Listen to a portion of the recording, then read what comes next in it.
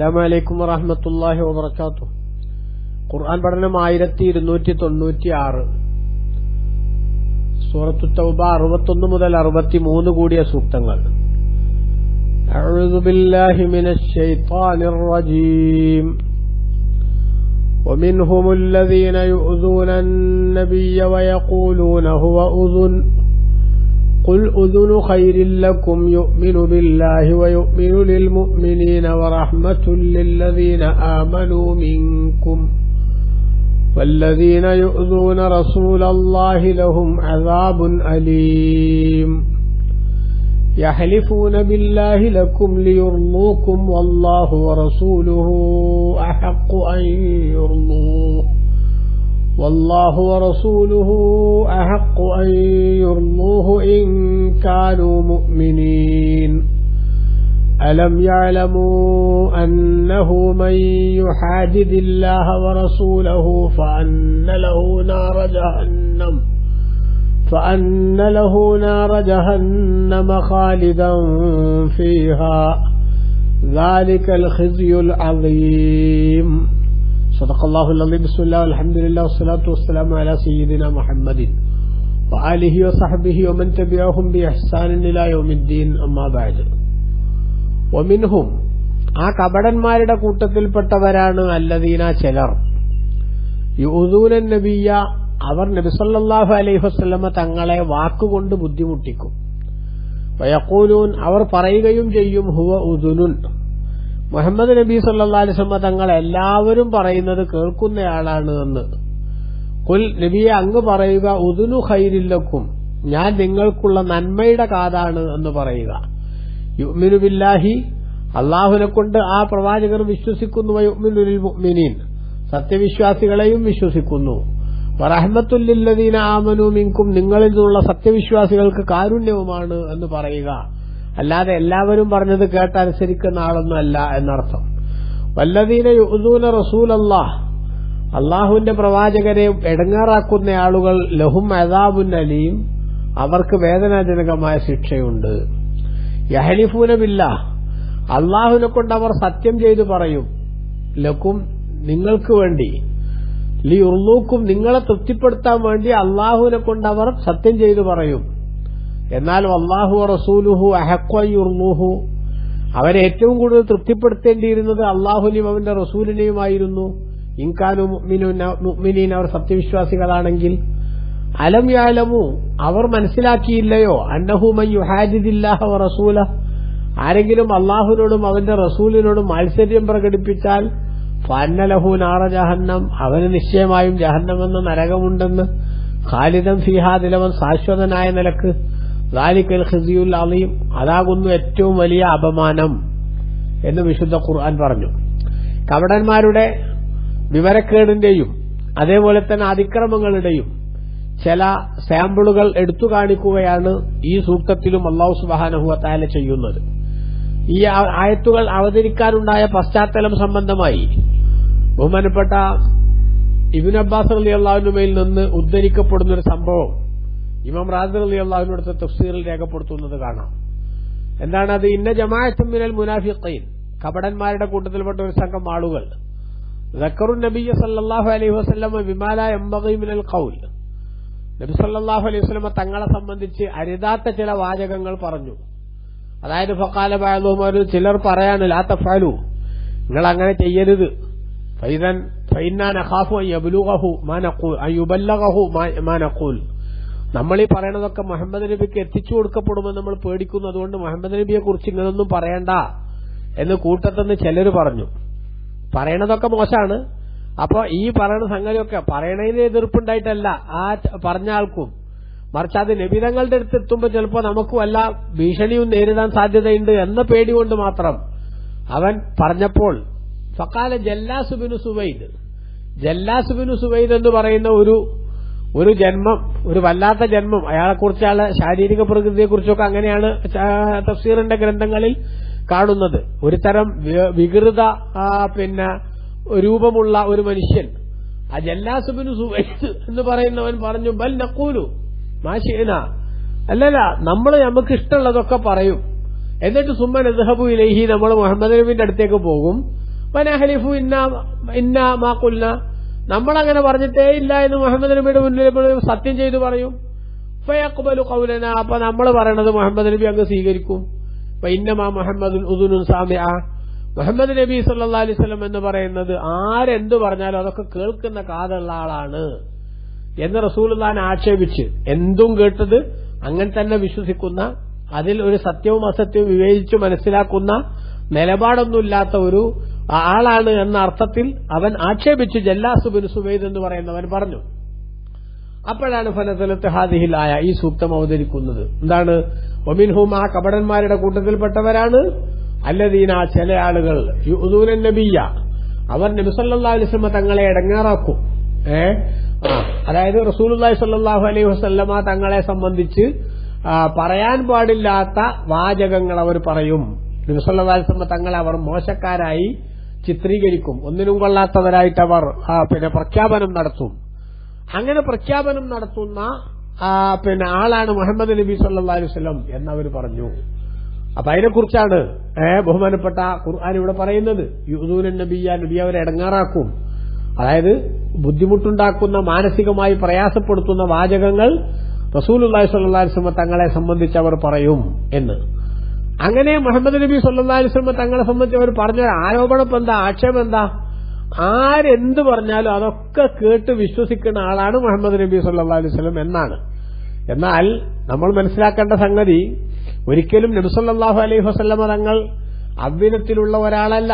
മറിച്ച് അതിന് മറുപടി പറയാൻ വേണ്ടി അള്ളാഹു നിർദ്ദേശിച്ചു, കുൽ, നബിയെ തങ്ങൾ പറയുക, ഉദുനു ഖൈരില്ലക്കും, നിങ്ങൾക്കുള്ള നന്മയുടെ കാതാണ് മുഹമ്മദ് നബി സല്ലല്ലാഹു അലൈഹി വസല്ലം എന്ന് പറയുക.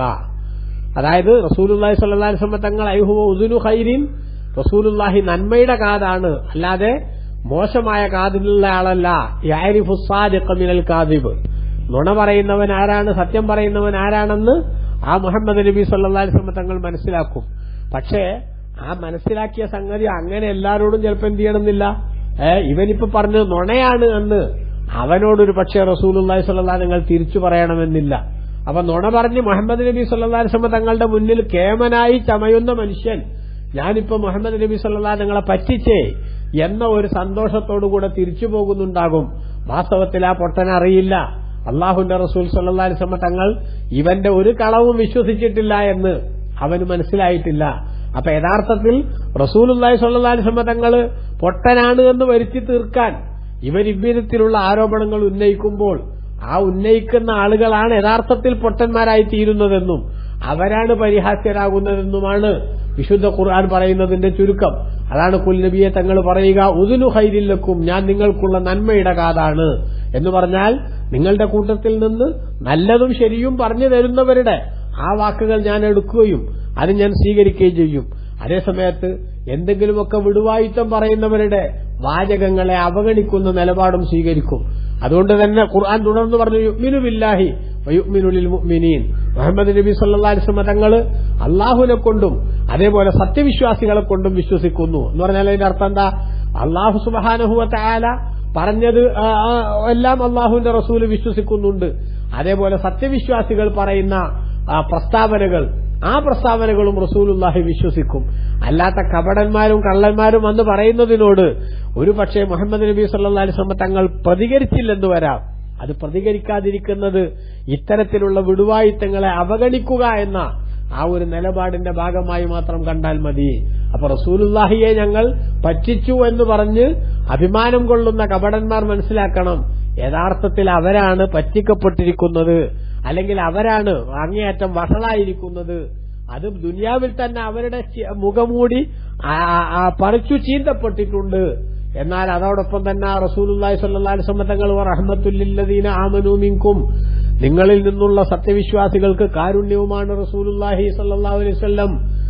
അതായത് സത്യനിഷേധികൾക്കെതിരിൽ സത്യവിശ്വാസികൾക്ക് തെളിവായി അല്ലാഹു സുബ്ഹാനഹു വ തആല അവതരിപ്പിച്ചിട്ടുള്ളതാണ് റസൂലുള്ളാഹിയെ എന്നാണ് അതിന്റെ അർത്ഥമെന്ന് ബഹുമാനപ്പെട്ട ഇബ്നു കസീർ തന്റെ തഫ്സീറിൽ രേഖപ്പെടുത്തുന്നുണ്ട്.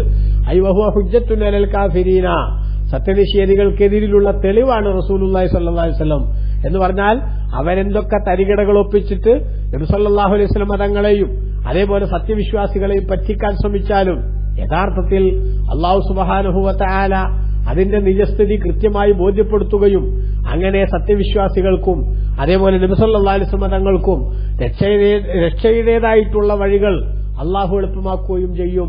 എന്നിട്ട് അള്ളാഹു പറഞ്ഞു, വല്ലദീന യുഊദൂന റസൂലല്ലാഹ്, അള്ളാഹുവിന്റെ റസൂലിനെ ഇടങ്ങേറാക്കുന്ന ആളുകൾ, അഥവാ ഇത്തരത്തിലുള്ള അനാവശ്യ വാചകങ്ങൾ പറഞ്ഞ് അവിടുത്തെ മനസ്സിന് വേദനയുണ്ടാക്കുന്ന ആളുകൾ, ലഹും അദാബുൻ അലീം, അവർക്ക് വേദനാജനകമായ ശിക്ഷയുണ്ട്.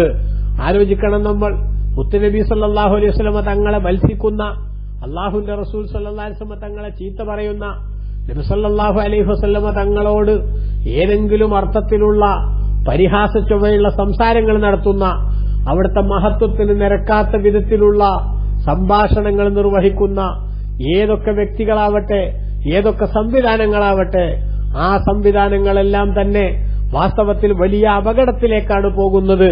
കാരണം റസൂലുള്ളാഹിയെ ഇടങ്ങേറാക്കുന്നവരെ അള്ളാഹു വെറുതെ വിടുകയില്ല. നബി സല്ലല്ലാഹു അലൈഹി വസല്ലം തങ്ങളെ വിഷമിപ്പിക്കുന്നത് അള്ളാഹുവിന് ഇഷ്ടമുള്ള കാര്യവും അല്ല.